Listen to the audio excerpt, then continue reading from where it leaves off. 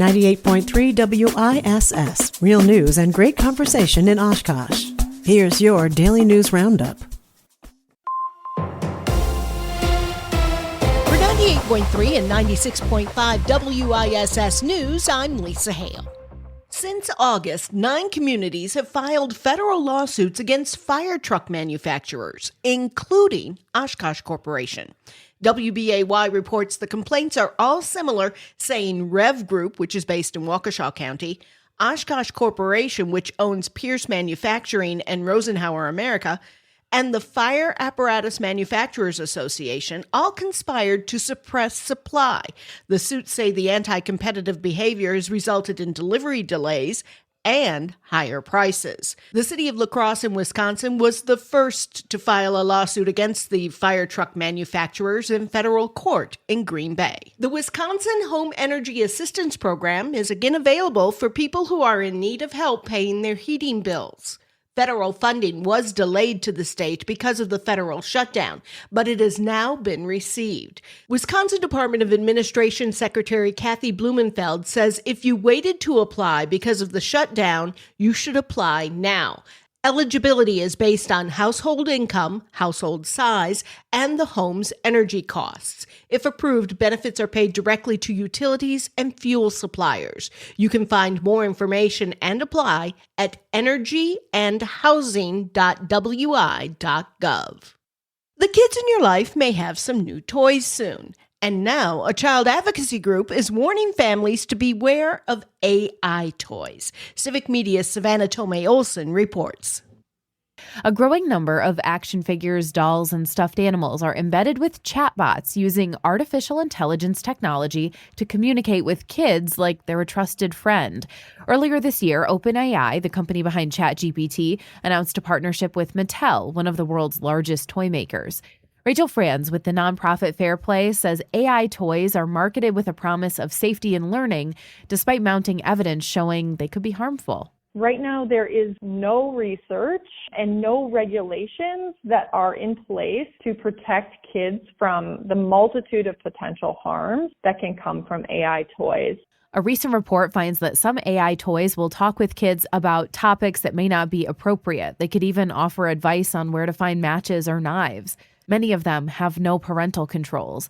Child advocates warn that AI toys use the same technology that's created unsafe and even dangerous experiences for teens online, including urging them to harm themselves. Franz warns AI toys can prey on a kid's trust and record and analyze sensitive conversations even when the toy looks like it's off. Most of the AI toys that we've looked at are collecting a lot of different types of data, and most of their privacy policies outline that they will sell them to third parties. Franz says AI toys often urge kids not to stop playing with them and can crowd a child's imagination. Researchers say child-led play is vital for emotional regulation, social skills, and real learning. If you think your child's toy may be using AI technology, you can find some helpful information at fairplayforkids.org. I'm Savannah Tomei-Olson. This is Civic Media News. Today, we're highlighting some holiday stories from our team of reporters all over the state. The Southwood County Historical Museum has a yearly display that combines holiday spirit and history. It's their 9th annual Christmas Tree Walk. And Melissa Kay takes us to Wisconsin Rapids. Museum curator Allison Bruner says this yearly tradition brings in people who've never visited before, and they get a chance to see the old Witter home decked out for the festive season. It's been really fun to see the community being able to come into the museum for something you might not usually expect at a historical museum. She's been involved with the museum for the past 10 years. She says the tree walk brings in people of all ages. We have older members of our society that remember when this building was the T.B. Scott Public Library. So there's a lot of nostalgia that comes in, but it's also fun in that we're making memories for the future right now.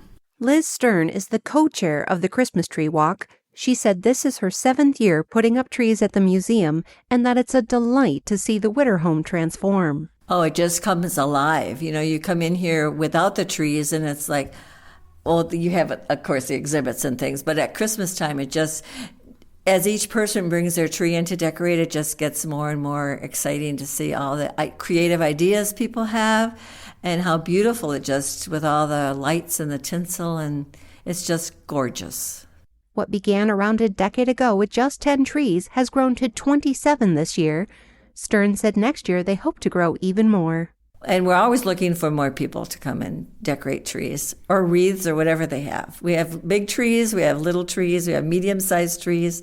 You name it, we have it.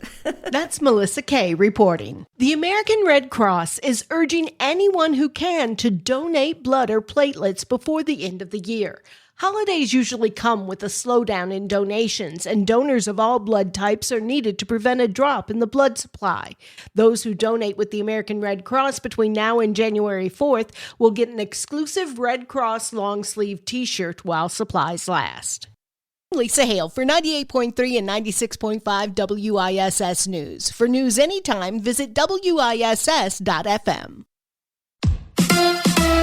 The Bucks roll past the Pacers. Hi, I'm Mike Clemens with sports. NBA, Ryan Rollins had 23 points. Kevin Porter Jr. with 24 as the Bucks beat the Pacers in Indy 111-94. Milwaukee able to snap a 3-game losing streak. Head coach Doc Rivers on what made the difference against Indiana. We just kept playing, we made shots. I thought we defended overall. So at the end of the day, this league, I think if you watch, the people come back every night. 3-point line and the way people are scoring, there's no lead that is safe in this league. It just isn't. And that's a good lesson for us. I thought we stopped playing the right way for stretches, and in those stretches, I thought Indiana made some hay. So the Bucks have Christmas off, then head to Memphis to play the Grizzlies Friday night. NFL, Packers holding practice to get ready for the Ravens. Quarterback Jordan Love continues in the concussion protocol. Badgers football, Dylan Jones opting to leave Wisconsin. The freshman running back announcing he's entering the transfer portal. With sports, I'm Mike Clemens.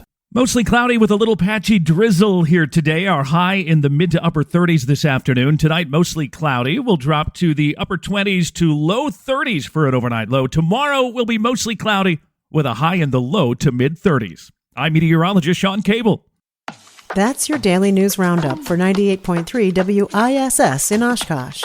Find more news anytime at WISS.FM. Subscribe to this podcast on Spotify, Apple, or wherever you find your podcasts.